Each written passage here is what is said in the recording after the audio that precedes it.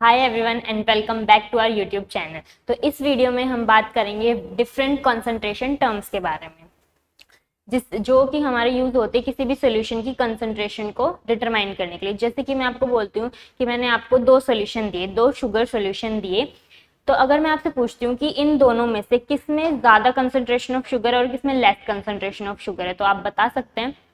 ऐसे आप नहीं बता पाएंगे। तो उसके लिए हमें सर्टेन कैलकुलेशन की नीड होती है और सर्टेन फॉर्मूलाज की नीड होती है, इसलिए हम कंसंट्रेशन टर्म्स को पढ़ते हैं। So let's study them one by one. तो फर्स्ट हमारे पास जो कंसंट्रेशन टर्म होती है वो होती है mass by mass percentage. Mass by mass percentage, that is m by m percentage. ठीक है, तो मास यानी कि किस टर्म्स में होता है मास? मास की यूनिट क्या होती है? ग्राम्स या फिर केजी? मास की यूनिट्स ग्राम्स या फिर केजी, किलोग्राम्स होती है। तो इसका फॉर्मूला क्या हो जाएगा हमारे पास?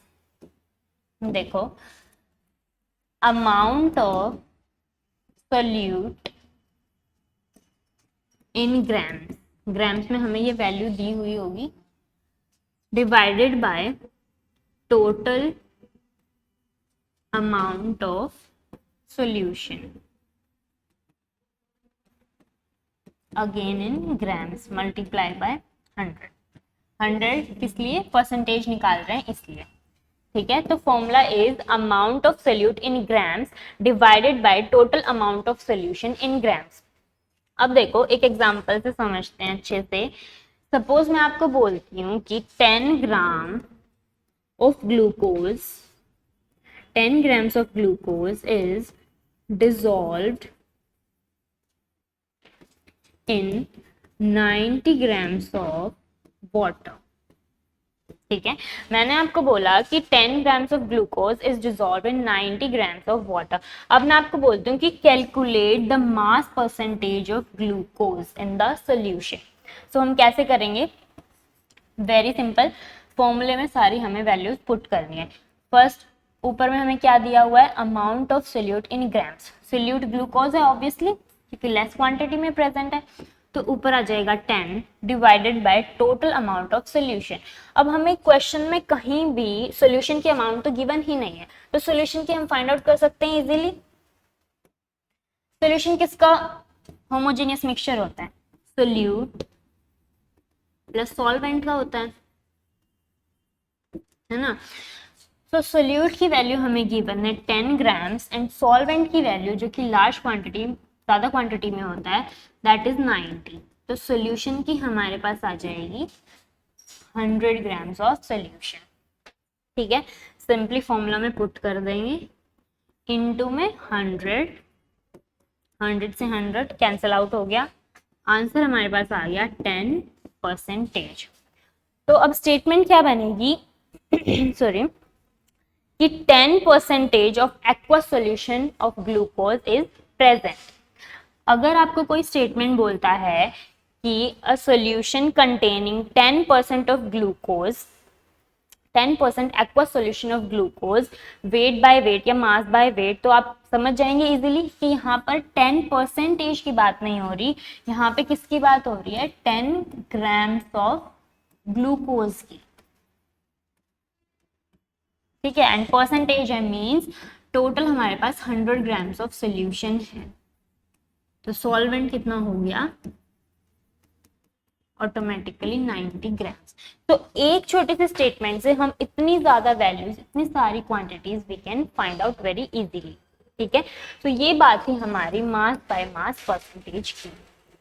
नेक्स्ट कंसंट्रेशन टर्म हमारे पास आती है, second one is volume by volume percentage, या फिर V बाय V परसेंटेज। अब देखो, वॉल्यूम यानी कि इसकी यूनिट किस में होती है? मिलीलीटर्स और लीटर्स, इसी में तो होती है वॉल्यूम।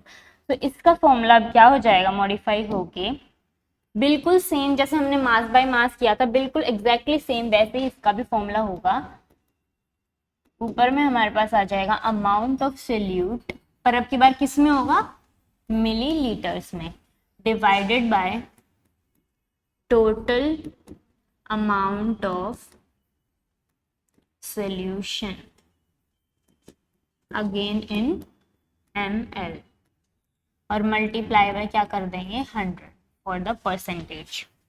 ठीक है, सिंपल। अब इसका एग्जांपल मैं आपको बोलती हूँ, जैसे उसमें हमें क्या गिवन था, उसमें मैंने आपको बोला था कि 10 grams of glucose is dissolved. अब की बार क्या बोलेगा क्वेश्चन हमें कि 10 ml ऑफ इथेनॉल या फिर मीथेन या इथेन कुछ भी बोल सकता है, तो हम इथेनॉल कंसीडर करते हैं। 10 ml of ethanol dissolved in again 90 ml of water, जो कि सॉल्वेंट है हमारा। अब इसमें अगेन वो आपसे पूछेगा कि इसमें मुझे मास या वॉल्यूम परसेंटेज ऑफ इथेनॉल निकालो, तो वॉल्यूम परसेंटेज कैसे निकालेंगे हम, V/V परसेंटेज। ऊपर में क्या था, amount of solute in ml, solute ethanol होगा क्योंकि ये लेस क्वांटिटी में प्रेजेंट है, तो 10 अपॉन में total amount of solution. Solution फिर से क्या हो जाएगा, सोल्यूट प्लस सॉल्वेंट, ये सोल्यूशन की क्वांटिटी आ गई ml इनटू में 100, कैंसिल, 10% ऑफ इथेनॉल हमारे पास आ गया वॉल्यूम बाय वॉल्यूम। ठीक है, तो ये हो गया वॉल्यूम बाय वॉल्यूम। नेक्स्ट जो हमारी थर्ड कंसंट्रेशन टर्म होती है वो होती है mass by volume, mass by volume percentage. अब हमने मास बाय मास परसेंटेज पढ़ लिया, वॉल्यूम बाय वॉल्यूम परसेंटेज पढ़ लिया, तो अब हम पढ़ेंगे मास बाय वॉल्यूम परसेंटेज। ये दोनों का होता है मिक्सचर, जो फर्स्ट एंड सेकंड हमने पढ़ा था उन दोनों का मिक्सचर ये होता है, दोनों को ऐड करके मास बाय वॉल्यूम परसेंटेज। ये मोस्टली यूज होता है फार्मास्यूटिकल्स में, मेडिसिनल केमिस्ट्री, फार्मेसी वगैरह, इन सब में इसका बहुत ज्यादा यूज होता है। जैसे कि मैं आपको बोलती हूँ, एग्जांपल से समझते हैं कि 1 gram of paracetamol, 1 gram of paracetamol is dissolved in 99 ml of water। ठीक है, तो 1 ग्राम पैरासीटामोल हमने डिसॉल्व करी है 99 ml ऑफ वाटर में। तो अगर इसका हमें mass by volume percentage find out करना हो तो क्या होगा, सेम वैसे ही फॉर्मूला होगा जैसे प्रीवियस में हमने किया था, बिल्कुल सेम। ऊपर अमाउंट आ जाएगी, अमाउंट ऑफ व्हाट, सोल्यूट, और नीचे आ जाएगा, सोल्यूट होगा हमारे पास ग्राम्स में, और नीचे आएगा total amount of solution. Solution किस में होगा, क्योंकि मास बाय वॉल्यूम है तो ml में, और इनटू में 100 फिर से for the percentage. So let's calculate for this mass by volume for paracetamol. 1 gram divided by total amount of solution. Total amount of solution means 1 plus 99 solute plus solvent. So 1 upon 100 into में 100 means हमें मिल जाएगा 1% of paracetamol. Means 1% aqueous solution of paracetamol is present in the solution. कोई भी suppose आप paracetamol किस लिए लेते हो, जब आपको फीवर हो जाता है या फिर कोई भी वैसे पेन किलर के लिए भी आप इसको यूज करते हो, तो फिर पैरासीटामोल के अगर आप पीछे देखोगे टैबलेट्स के पीछे या फिर लिक्विड जो फॉर्म में होती है, तो उसमें आपको हमेशा मास बाय वॉल्यूम में उसका आपको गिवन होगी क्वांटिटी। तो इसलिए मास बाय वॉल्यूम को हम फार्मास्यूटिकल्स में बहुत ज्यादा यूज करते हैं, इसका बहुत ज्यादा यूज है इसमें। फोर्थ हमारे पास जो कंसंट्रेशन टर्म होती है दैट इज पार्ट पर मिलियन, ppm। अब देखो पार्ट्स पर मिलियन क्या होता है, पार्ट्स पर मिलियन इसमें हमारे पास जो सोल्यूट होता है वो बहुत ही ज्यादा स्मॉल क्वांटिटी में, ट्रेस क्वांटिटीज में प्रेजेंट होता है। ठीक है, जैसे कि अगर मैं आपको बोलूं कि हमारे इंडिया में बहुत ज़्यादा इंडस्ट्रीज सेटअप है, बहुत जगह जगह पे आपको बहुत सारी इंडस्ट्रीज देखने को मिल जाएंगी। तो इंडस्ट्रीज में क्या होता है कि कोई भी हम नया प्रोडक्ट सिंथेसाइज करते हैं या फिर फॉर्म करते हैं तो उसको बहुत ज़्यादा बाय प्रोडक्ट्स भी निकलते हैं और वो बहुत ज़्यादा टॉक्सिक होता है कई बार। तो सपोज क्लोरीन कोई भी एक वेस्ट प्रोडक्ट है, तो हम क्या करते हैं, इंडस्ट्री वाले क्या करते हैं कि उसको सी वाटर में या रिवर में जो भी उनके नियर बाय होता है उसमें वो डिस्चार्ज कर देते हैं इंडस्ट्रियल वेस्ट को।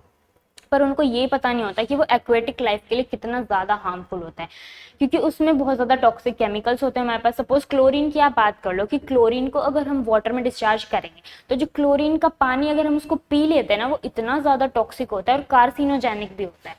ठीक है, तो क्लोरीन अगर हम उसको इनटेक करते हैं वाटर में तो फिर वो बहुत ज़्यादा टॉक्सिक होता है और कार्सिनोजेनिक। कार्सिनोजेनिक का क्या मतलब होता है, कैंसर कोजिंग, मतलब वो कैंसर भी कॉज कर सकता है हमारी बॉडी में। तो अगर अब आप बोलोगे कि मैम सी वाटर तो इतना ज्यादा होता है, रिवर तो इतनी ज्यादा क्वांटिटी में होती है, तो उसमें थोड़ा सा भी अगर क्लोरीन डिस्चार्ज करते हैं तो क्या ही फर्क पड़ता है। पर नहीं, उसका थोड़ी सी ट्रेस क्वांटिटीज में भी जो टॉक्सिक केमिकल प्रेजेंट होता है उसका बहुत ज्यादा इम्पैक्ट होता है हमारी पूरी बॉडी पे। जैसे आप, मैं आपको बोलूं कि 10 लाख अगर लीटर सी वाटर है, 10 लाख सी वाटर है लीटर्स का, और उसमें मैं 0.005 ग्राम्स ऑफ क्लोरीन भी डाल दूँ ना, मिक्स कर दूँ, डिस्चार्ज कर दूँ, तो वो भी हमारा कैंसर कोज कर सकता है। वो भी कैंसर सेल्स का एक रीजन हो सकता है ग्रोथ का।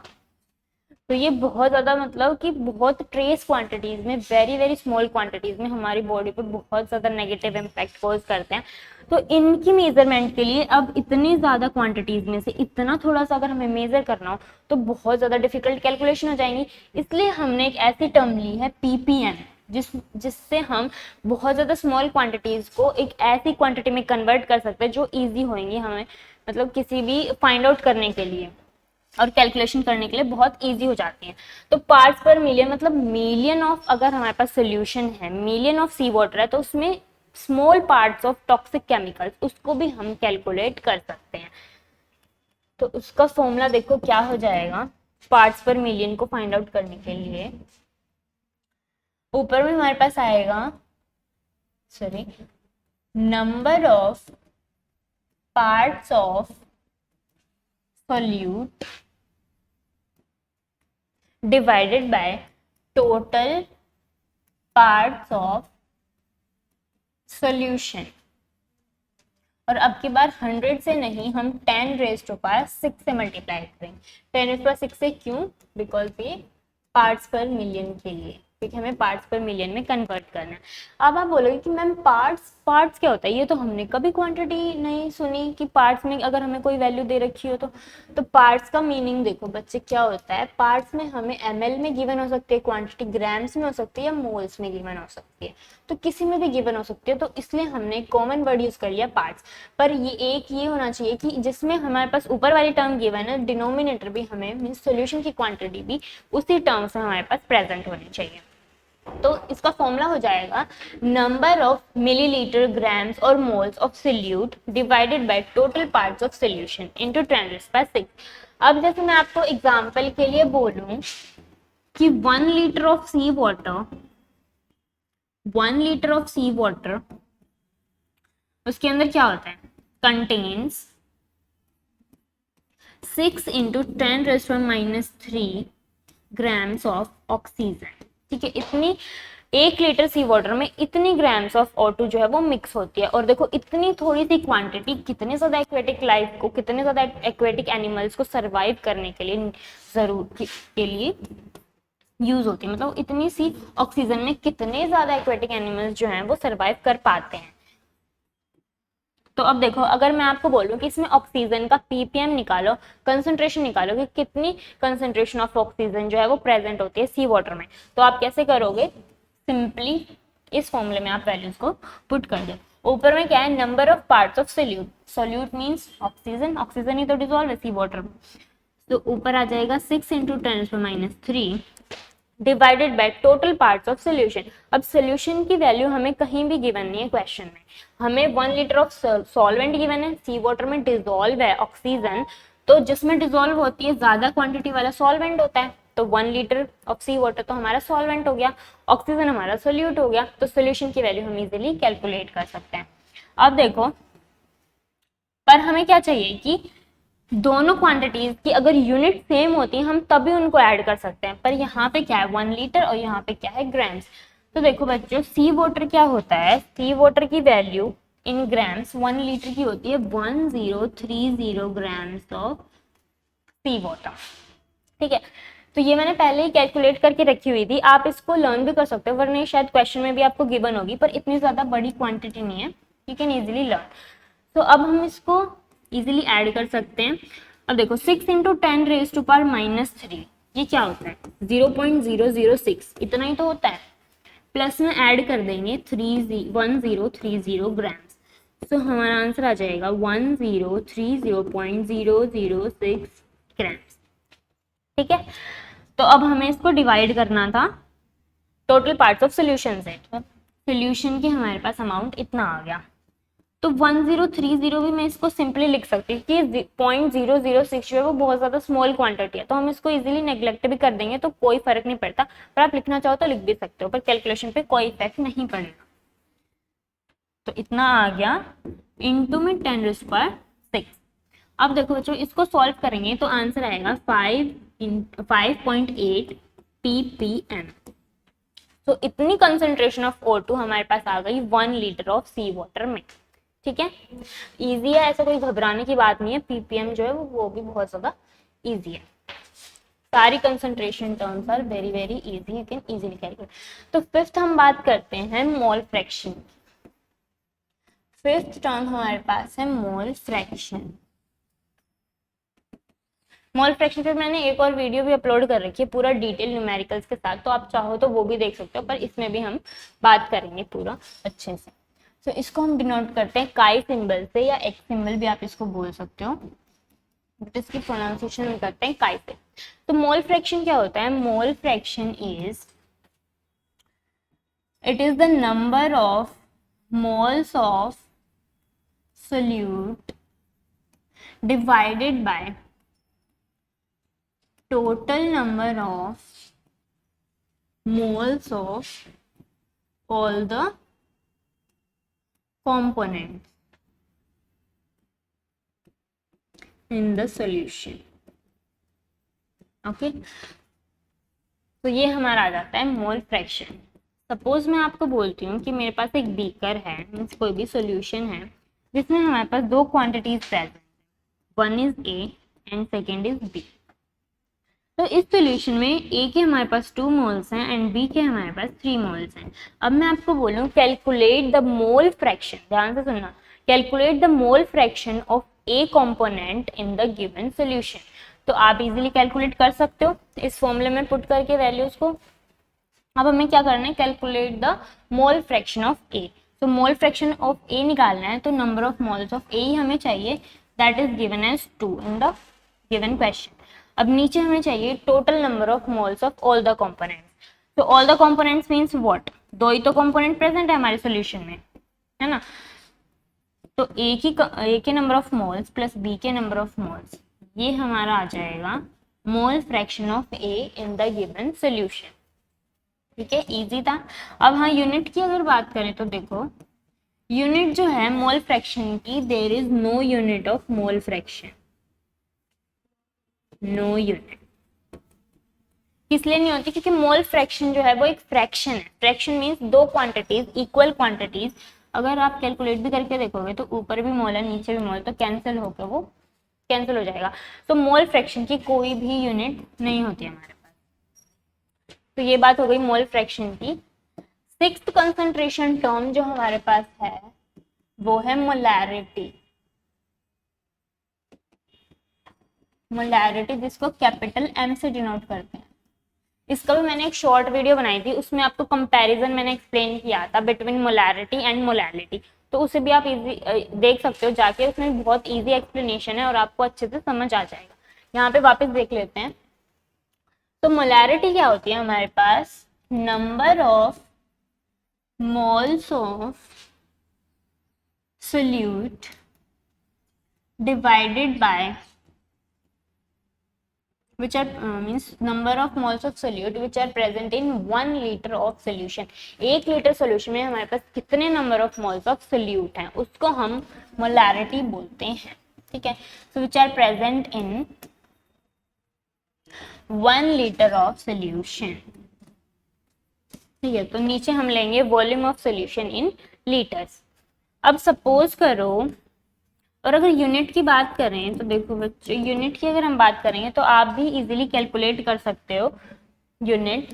फॉर्मूला को देख के देखो, ऊपर क्या है, नंबर ऑफ मोल्स, ऊपर नंबर ऑफ मोल्स है तो आ गया मोल्स, डिवाइडेड बाय नीचे हमारे पास वॉल्यूम है इन लीटर्स, तो डिवाइडेड बाय लीटर्स, तो यूनिट क्या हो जाएगी, मोल पर लीटर. इजी. पर इतना बड़ा ना लिखे, हम सिंपली इसको कैपिटल एम से भी डिनोट कर देते हैं यूनिट को, तो उसका मतलब वही है कि molarity.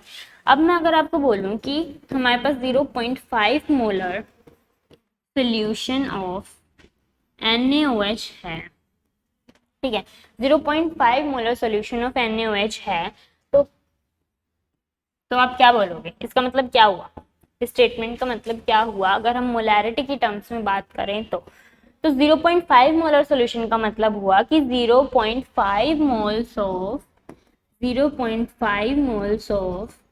NaOH are present in what? Are present in 1 liter of solution. Are present in 1 liter of solution. ठीक है. तो ऐसे हम मोलैरिटी को कैलकुलेट कर सकते हैं वेरी इजीली. अब देखो समटाइम्स क्या होगा कि क्वेश्चन में हमें डायरेक्टली नंबर ऑफ मोल्स वो नहीं देगा, मतलब जैसे इसी क्वेश्चन की बात करें, सॉरी इसी क्वेश्चन की अगर हम बात करें तो डायरेक्टली वो हमें ऐसे नहीं बोलेगा कि 0.5 मोल्स ऑफ NaOH है और 1 लीटर आपका सोल्यूशन है, मोलैरिटी कैलकुलेट करो, तो इजीली 0.5 मोलर आ जाएगा. तो उसका तो कोई लॉजिक ही नहीं होता कि बोर्ड वाले आपसे इतना इजी क्वेश्चन पूछेंगे. तो देखो कई बार वो हमें डायरेक्टली मोल्स ना देके वो इसकी अमाउंट दे देगा, NaOH की अमाउंट दे देगा. तो given mass upon molar mass करके आप easily number of moles calculate कर सकते हैं NaOH के, राइट. तो अगर मैं नंबर ऑफ मोल्स के प्लेस पे given mass upon molar mass ऐसे लिखूं या फिर M1 M2 कर लो, divided by volume of solution in litres. अब कई बार तो वो लीटर्स में दे देता है डायरेक्टली, लेकिन कई बार क्या होता है कि वो लीटर्स में ना देके आपको मिलीलीटर या फिर और दूसरी क्वांटिटीज में दे देता है वॉल्यूम ऑफ सोल्यूशन. तो अगर आपको ml में गिवन है तो आप उसको लीटर में इजीली कैलकुलेट कर सकते हो. कैसे करोगे, मिलीलीटर डिवाइडेड बाय 1000 अगर आप उसको कर दोगे तो क्या हो जाएगा वो लीटर्स. तो सपोज आपको मिलीलीटर में वैल्यू गिवन है तो आप उसको 1000 से डिवाइड अगर कर दोगे तो ये टर्म हमारे पास आ जाएगी लीटर्स में, ठीक है. तो इसका फॉर्मूला मॉडिफाई होके हमारे पास हम लिख सकते हैं M1 अपॉन में M2 divided by volume in millilitre अगर दे रखिए इनटू में ये ऊपर चला जाएगा 1000, ठीक है. तो आप ऐसे भी कैलकुलेट कर सकते हो इसको. अब अगर हम इसकी बात करें कि मोलैरिटी जो है वो टेम्परेचर पर डिपेंड करती है या नहीं करती, तो देखो मोलैरिटी देखो किस पे डिपेंड करती है, वॉल्यूम ऑफ सॉल्यूशन पे, राइट. वॉल्यूम ऑफ सॉल्यूशन पे मोलैरिटी डिपेंड करती है. अब वॉल्यूम क्या चेंज होती है टेम्परेचर के साथ, होती है चेंज, है ना. जैसे कि मैं आपको बोलूं कि एक आइस क्यूब है, वो फ्रिज में रखा था पहले तो उसका टेम्परेचर बहुत ज्यादा लो था, ठीक है, तो उसने थोड़ा सा बिल्कुल इतना सा एरिया उसने ऑक्यूपाई कर रखा था. अब मैं अगर उसको आइस क्यूब को निकाल के बाहर रख दूं तो बाहर का टेम्परेचर ज्यादा है फ्रिज से, तो क्या होगा, वो आइस धीरे धीरे मेल्ट करनी स्टार्ट हो जाएगी और वो ज्यादा, अब वो इतना सा एरिया जो ऑक्यूपाई कर रही थी अब वो ज्यादा एरिया ऑक्यूपाई करेगी, राइट. तो इसका मतलब है कि अगर हम टेम्परेचर को इंक्रीज करते हैं तो वॉल्यूम भी इंक्रीज करती है, ठीक है. तो अब मोलैरिटी जो है हम फॉर्मूला से देख सकते हैं कि molarity is inversely proportional to volume, ठीक है. मींस अगर वॉल्यूम को हम इंक्रीज करते हैं तो मोलैरिटी जो है वो डिक्रीज करती है. और अगर टेम्परेचर की बात करें तो टेम्परेचर को अगर हम इंक्रीज करते हैं तो वॉल्यूम भी इंक्रीज करती है. तो इन दोनों इक्वेशंस को कंबाइन करके we can conclude that molarity decreases on increasing the temperature. means molarity temperature पर डिपेंड करती है. नेक्स्ट कंसंट्रेशन टर्म हमारे पास क्या है, seventh and last concentration term is molality, denoted by small m. अब मोलालिटी का फॉर्मूला क्या होता है? It is same like molarity, बस इसमें थोड़ा सा चेंज आएगा. देखो ऊपर वही सेम होगा, number of moles of solute divided bye. अब वॉल्यूम ऑफ सॉल्यूशन ना देके हमें क्या गिवन होता है? हमें क्या गिवन होता है? देखो mass of solvent in KG means, अब हम मोलालिटी में हम कैलकुलेट करेंगे number of moles of solute which are present in 1 kg of solvent. सिर्फ सॉल्वेंट की बात हम यहाँ पे करेंगे, मोलारिटी में हम कंप्लीट सॉल्यूशन की बात करते थे. तो अब देखो अगर मैं आपको बोलूं कि 0.5 molal aqueous solution of NaOH, तो इस स्टेटमेंट का मतलब क्या हुआ? इजीली आप बता सकते हो. 0.5 मोलल का मतलब हुआ कि 0.5 मोल्स ऑफ NaOH अब की बार प्रेजेंट हैं इन 1 kg of water. 1 kg of water किस लिए? क्योंकि एक्वस सॉल्यूशन है, एंड एक्वस सॉल्यूशन मींस कि जो सॉल्वेंट है हमारा वो है वाटर. ठीक है, तो इतनी बात है हमारी मोलालिटी की. और हाँ, यूनिट की अगर हम बात करें तो यूनिट क्या हो जाएगी? ये भी आप इजीली कैलकुलेट कर सकते हो, जैसे हमने मोलारिटी के लिए किया था. ऊपर में मोल्स है, नीचे में क्या है? 1 kg. तो यूनिट हो जाएगी मोल्स पर kg हमारे पास. ठीक है, सिमिलरली अगर हम टेम्परेचर डिपेंडेंस की बात करें तो टेम्परेचर डिपेंडेंस में आप मुझे बताओ कि मोलालिटी क्या टेम्परेचर पर डिपेंड करेगी? देखो मोलालिटी किस पे डिपेंड करती है? मास ऑफ सॉल्वेंट. क्या मास डिपेंड करता है टेम्परेचर पे? नहीं करता. मास कभी भी टेम्परेचर पर डिपेंड नहीं करता. जैसे मेरा मास सपोज कुछ भी है, तो विंटर्स में भी मेरा मास सेम है और समर्स में भी मेरा मास सेम रहेगा. वो थोड़ी बहुत एक दो एक्सेप्शंस हो सकता है, जब हम ज्यादा खा लें या हम कम खा लें, एक्सरसाइज वगैरह करें या कुछ भी करें, पर वो बहुत एक दो का फर्क आपके पास आपको दिखेगा. लेकिन वैसे मास जो है वो सेम रहता है और टेम्परेचर के साथ कभी भी चेंज नहीं करता. विंटर्स में और समर्स में आपका कॉन्स्टेंट मास रहेगा, कोई टेम्परेचर पे इफेक्ट नहीं होता.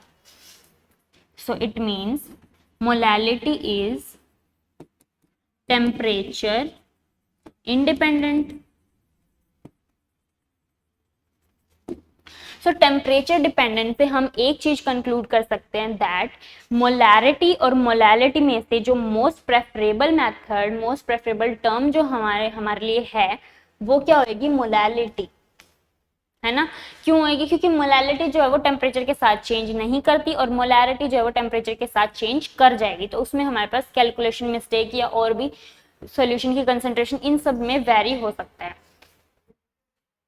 ठीक है, तो ये बात थी मोलालिटी की. तो अब हमने सारी कंसंट्रेशन टर्म्स को खत्म कर लिया, यहीं तक थी. नेक्स्ट हमारे पास जो आते हैं वो इंटेक्स्ट क्वेश्चन या इंटर एक्सरसाइज के न्यूमेरिकल्स आते हैं, वो हम नेक्स्ट वीडियो में डिस्कस करेंगे. Till then keep learning.